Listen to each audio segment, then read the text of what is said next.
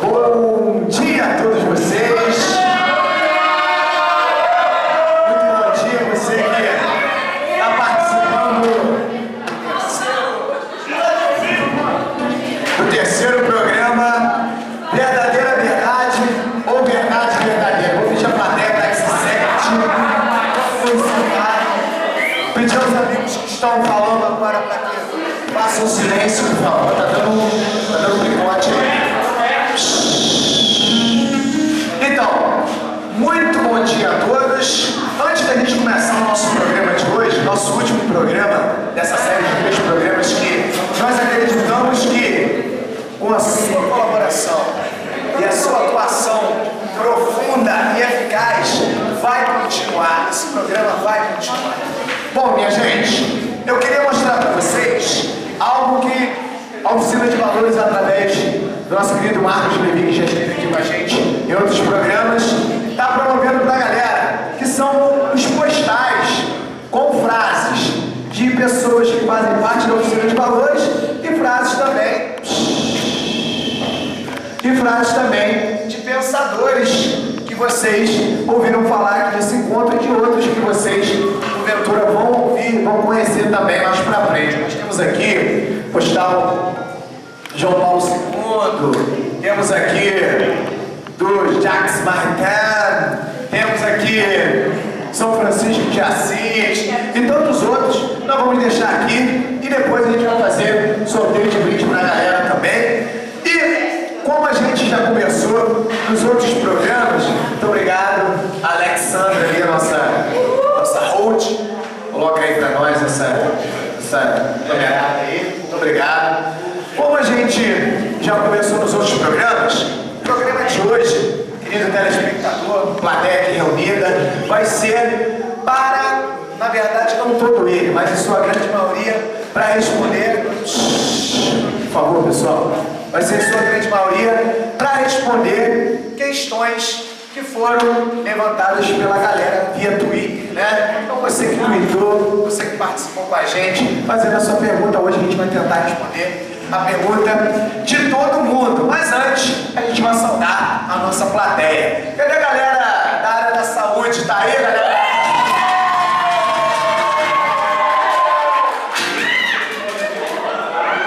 A galera de humanas tá aí, humanas?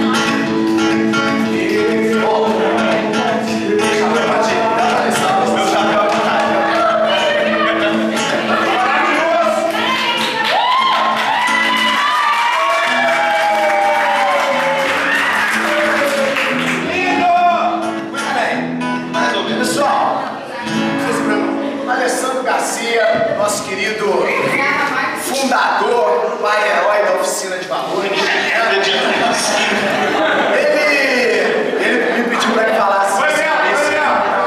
Posso deixar? Eu pedi para falar isso.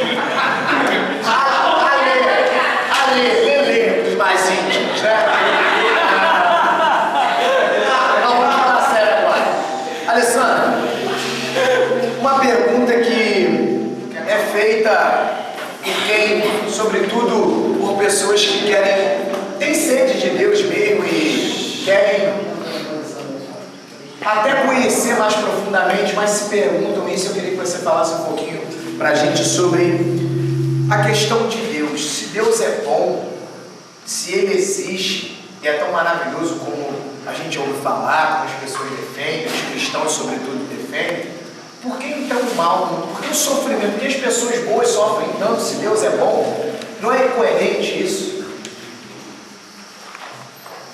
Bom, vamos tentar. Vamos fazer isso.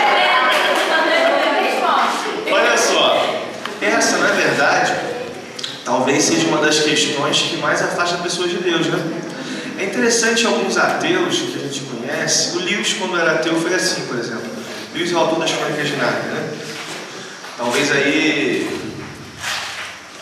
Talvez não, com certeza, um dos escritores cristãos mais lidos do século XX, um cara fantástico. Quando ele era ateu, ele dizia que ele vivia um duplo drama, uma dupla situação, que era o seguinte: ele acreditava que Deus não existia, mas tinha raiva de Deus porque o mal estava no mundo.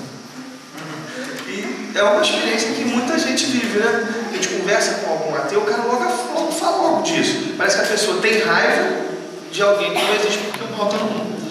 Uma coisa, é difícil responder isso em poucas palavras, tá? Eu vou tentar. Na verdade, é difícil responder isso. Então vamos lá. Uma coisa que a gente tem que entender é que nós inventamos esse problema. Esse problema não existe no hinduísmo. Não é mesmo? Não mesmo. Não existe. Esse problema não existia para os gregos.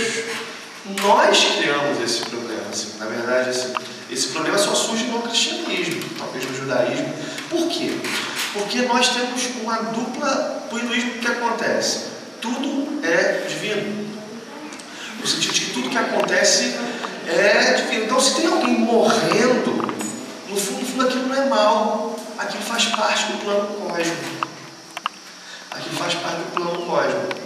Então, assim, o mal no hinduísmo não existe. Então, se perguntar por que Deus permite o mal, não há mal, também não há bem. As coisas acontecem. Nós afirmamos duas coisas, né? Nós afirmamos várias coisas, mas Deus ama e Deus é onipotente, não é isso? Aí é um problema. Por quê? Se Deus ama e é onipotente e eu sofro, bom, tem algum problema. Ou Deus não ama o suficiente e permite o mal no mundo e quer que o mal esteja no mundo. Olha só como é que o problema é dramático.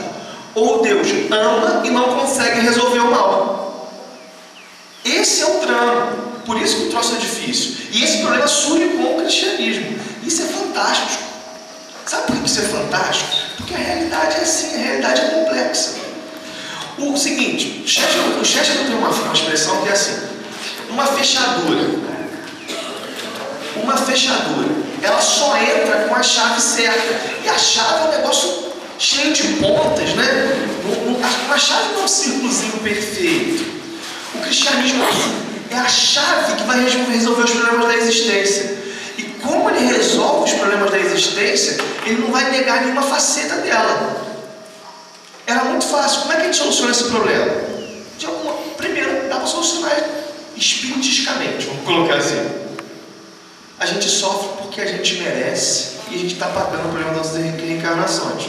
Só que isso me parece colocar Deus como um juiz sem misericórdia. As soluções são problemáticas. Todas as soluções ou negam o amor, ou negam esse amor de alguma maneira, ou negam a onipotência. Vamos lá. Como o cristão vê isso? Deus me criou e Deus te criou. E Deus fez algo que é fantástico, é que Deus criou criaturas livres. João Paulo II dizia algo que é fantástico. É livrinho, ó, vários pessoas pediram bibliografia, Cruzando o Limiar da Esperança. Está lá. Resposta de João Paulo II para isso: Deus, ao criar criaturas livres, limitou a sua própria liberdade. Por quê? Deus foi livre ao me criar livre. Mas se Deus, que eu faço, ao me criar livre, eu posso dar burdoada na cabeça do Paulo. Só que toda vez que eu fosse dar burdoada na cabeça do Paulo, Deus distorcesse a realidade para que meu tapa não atingisse, Deus estava negando a liberdade que Ele mesmo me deu. E quando Deus nos criou livres, Deus nos deu, olha só que interessante, Deus nos deu a liberdade da rebelião. E foi isso que aconteceu. Em algum momento da história, aconteceu a tragédia cósmica, que o homem se levantou contra Deus. E ao homem se levantar contra Deus, isso bagunçou a história. Nós podemos usar mal nossa liberdade como usamos mal nossa liberdade até hoje. Isso responde a maior parte das situações de sofrimento. Mas tem situações que parecem não responder, na verdade. Uma criança que nasce com uma doença degenerativa, por exemplo. Aquela criança não foi livre, não é verdade? Ela não escolheu nascer com a doença degenerativa. Uma pessoa que tem doença degenerativa, por exemplo, porque é uma doença que a pessoa vai perdendo o controle dos movimentos, aí a gente tem que entender duas coisas. A primeira coisa é que Deus dá certa autonomia à criação. A criação transcorre a partir de certas leis. E que Deus não fica interferindo o tempo todo. Deus criou o cenário para uma grande aventura. E esse cenário envolve riscos. Esse cenário envolveu mais riscos ainda por causa da nossa rebelião. Então, parte disso é dessa autonomia da criação dada por Deus. O que é fantástico é o seguinte: nós sabemos que todo sofrimento, por maior que seja, é temporário. Então, um cara que tem doença de Huntington, ou uma pessoa que tem esquizofrenia, essa pessoa será realizada um dia. Então, o sofrimento não é a palavra final. Sabe o que acontece? O cristianismo é um conto de fadas real. O felizes para sempre está garantido. A gente está no meio da história. E falei que tínhamos que saber uma segunda coisa. A primeira é essa autonomia da criação. E a segunda coisa, que Deus deu uma resposta ao sofrimento. E a resposta definitiva ao sofrimento foi Jesus. E a grande resposta, Juliana Fischer já me ouviu falando isso um dia, né? A grande resposta cristã ao sofrimento é o seguinte: nós temos a resposta metafísica. Aqui eu respondi de forma muito superficial, podia ficar um tempão falando disso, talvez continuasse superficial. Mas a grande resposta cristã ao sofrimento é a seguinte: há sofrimento. E Deus se mostrou como Ele se sente em relação ao nosso sofrimento. Essa é a grande genialidade do cristianismo.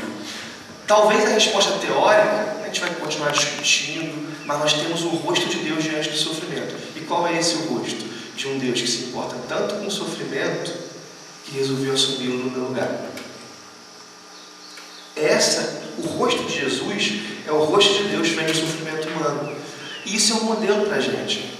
Se o Paulo sofre, o que Deus me ensina é o seguinte: antes de se perguntar, isso é mais importante, por que ele está sofrendo, se ele pagou na reencarnação anterior, se o pai dele pecou, se o pai dele não pecou, se isso é castigo ou não, se coloque ao lado dele porque ele é teu irmão. A primeira resposta do cristianismo ao sofrimento não é a resposta teórica, é a resposta prática. Coloque-se ao lado. Não sei se eu fiz entender, a questão é realmente complexa, mas o nosso tempo é por aí. Nosso tempo é justamente para isso. Aqui você é sócio nosso.